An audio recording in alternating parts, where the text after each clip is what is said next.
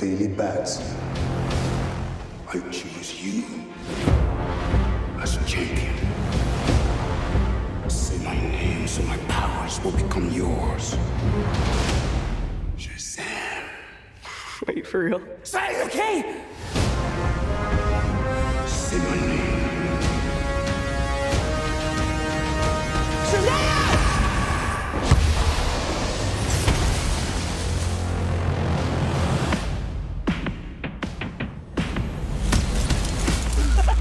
That's crazy, right? What are your superpowers?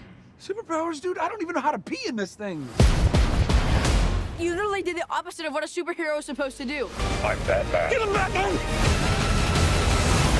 How old are you? Basically 15.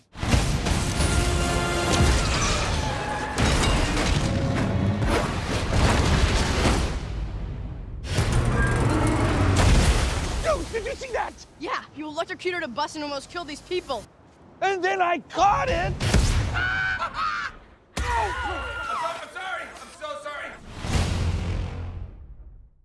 Hey everybody, it's Charlie. We got a bunch of new Shazam footage to break down. Will the real Slim Shady please stand up? I like that there's also sort of a buried foreshadowing fight with Dr. Sivana and eventually Black Adam in that Slim Shady song. There's a lot more Justice League jokes and references, so we gotta break it down. There's a new round of that IMAX ticket giveaway too. All you have to do to enter is be a subscriber and leave your favorite joke from the trailer on the video. You get a whole bunch more of his fight with Dr. Sivana, you get a little bit more of their montage of him testing their powers, and more of the Shazam family learning that Billy has powers. The joke about the Eminem song, Real Slim Shady, is just him trying to pick a special superhero name for himself. His name is Captain Sparklefingers. No, that's not it. That's not my name. Totally not my name. He does call himself Shazam, but it just seems like at this point in the movie, Billy hasn't completely embraced the persona yet. Like, he keeps saying the word Shazam to activate his powers, but for whatever reason, it just hasn't clicked in his brain that that's what he should call himself. Because technically, when he meets the wizard, this is the wizard Shazam that passes his powers on to him, so he's taking his place. He should also take his name eventually.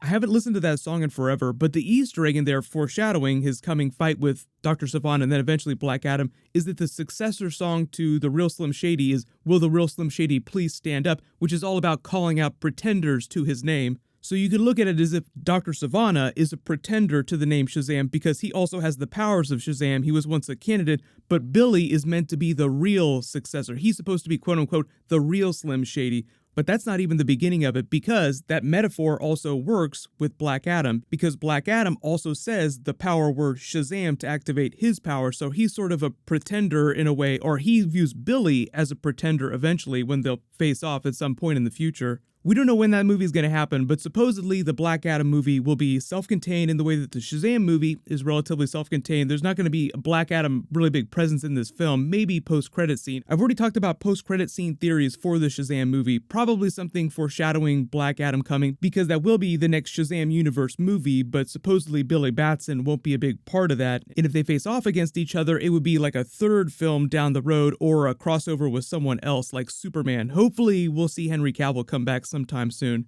Hopefully that explains a little bit about what's going on with Black Adam inside this universe. He's still very much a character, very much around, very much a big bad guy, but he won't actually be fighting Shazam in a movie for quite a while. You get the same version of him going to get his powers, say my name, what, are you for real? Like he just doesn't totally believe it. You see him walk into the cave. This is also a mirror scene for the Dr. Sivana flashback when he was a little kid as a candidate walking into the cave to get the wizard's powers. The difference in Billy's shot is that it sort of blocks the 7 deadly sins because they are the MacGuffin of the movie, even though like the really big, dangerous thing that can't be let out. The real villain is Dr. Sivana. He's the one that will eventually probably release the 7 deadly sins. There's a bunch of jokes about merch in this trailer, but also in real life, there's been a bunch of Shazam merchandise for the movie with the Shazam family, the other kids, in their special costumes when they get powers, with different members of the 7 deadly sins. So it just seems like at some point towards the very end of the movie, like when they're having their big fight here, you see Dr. Sivana holding the wizard's staff. Something about this last big fight involves Billy in the Shazam family fighting the 7 deadly sins.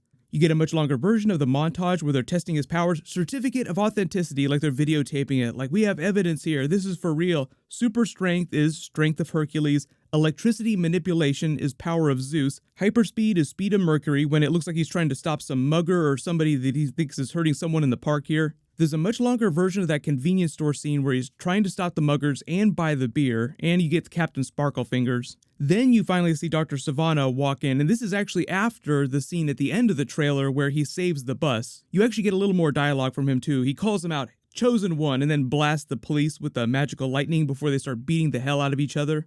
I think the scene where Freddy says, you did the opposite of what a superhero would do, comes after he saves the bus. Like he's trying to take him to task for, like, dude, yeah, it's really cool that you saved it, but you created this accident. You hear the dialogue from Mary Marvel saying, you're that hero. Then you see the rest of the Shazam family in their house walk up and try to ask Billy about what's going on with this special new superhero that's been flying around. This is Mary Marvel, obviously. This is Darla, this is Eugene, and this is Pedro. You get a bunch more scenes of him fighting Dr. Savannah while they're flying through the air, chasing each other. This might be while they're heading back to the Rock of Eternity, because there was that scene in the other trailer where you see the portal open up midair between these two giant towers. Given all the footage we've seen in the sequence of events, pretty sure that Dr. Savannah with the wizard's staff here, when they're fighting in the carnival, is right towards the end of the film, and he uses the staff to release the 7 deadly sins from the Rock of Eternity.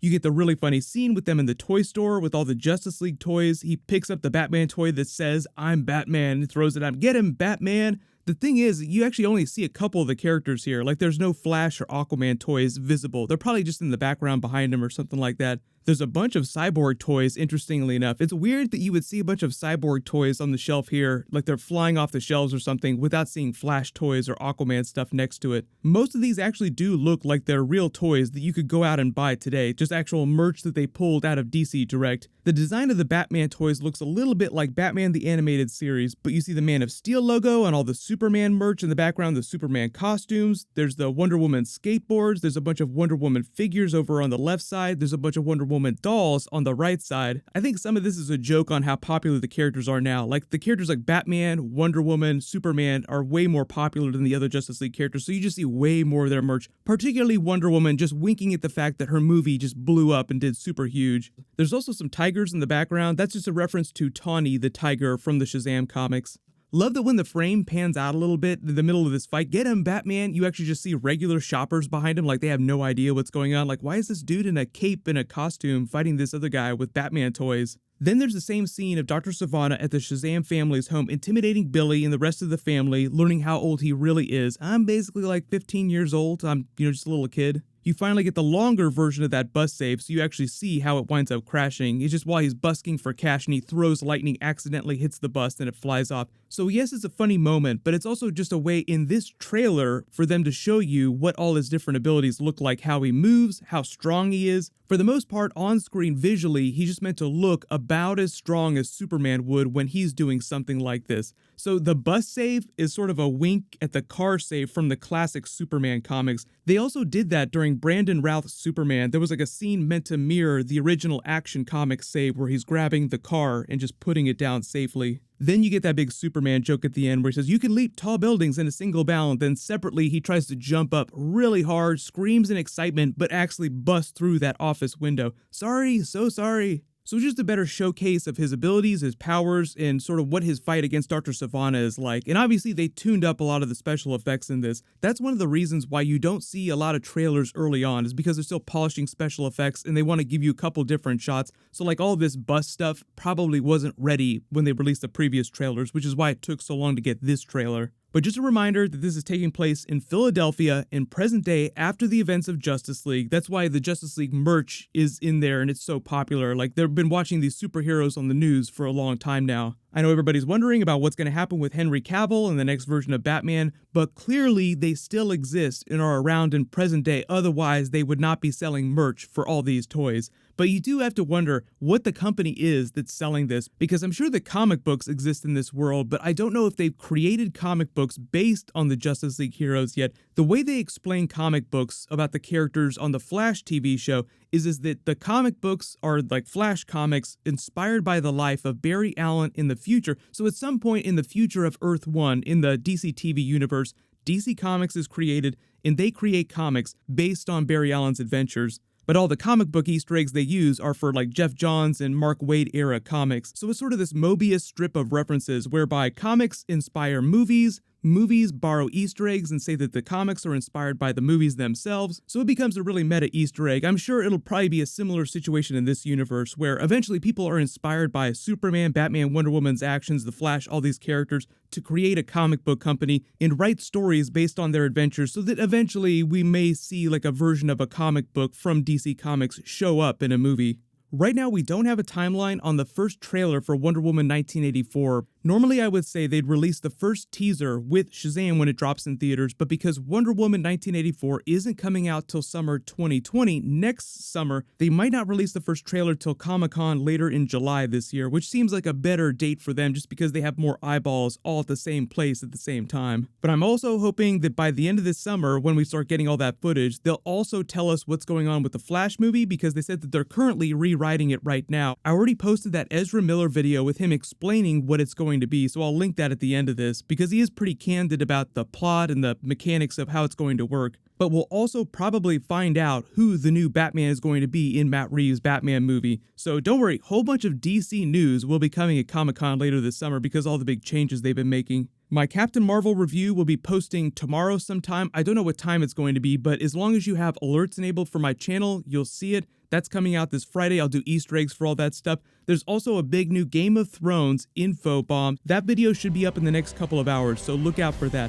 While you wait for everything, click here to watch Ezra Miller explain what the Flash movie is going to be, and click here for my non-spoilery early Captain Marvel review. Thank you so much for watching. Everybody stay awesome. I'll see you guys tonight.